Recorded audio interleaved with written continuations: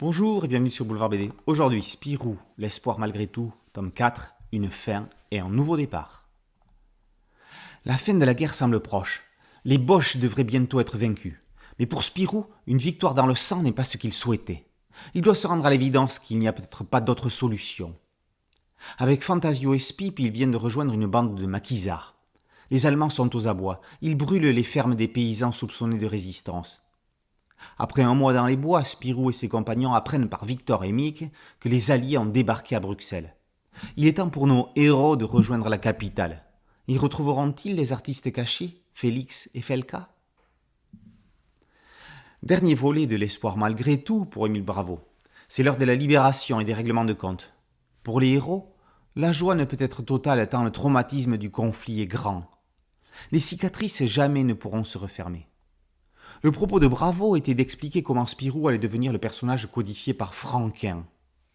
Il raconte comment Jean-Baptiste est devenu Spirou. La planche où il retrouve son uniforme est vraiment poignante.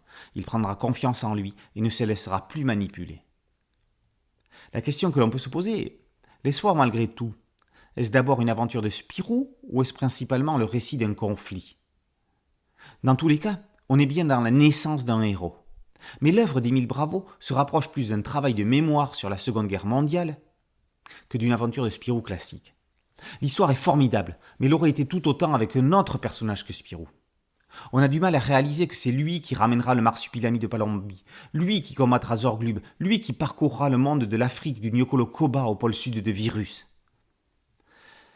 Le peintre qu'a rencontré Spirou dans ce tournant du siècle a réellement existé.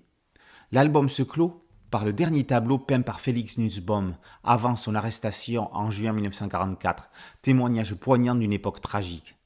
Et pour revenir sur le questionnement de l'intérêt d'avoir placé Spirou en personnage principal de cette histoire, répondons que peu importe.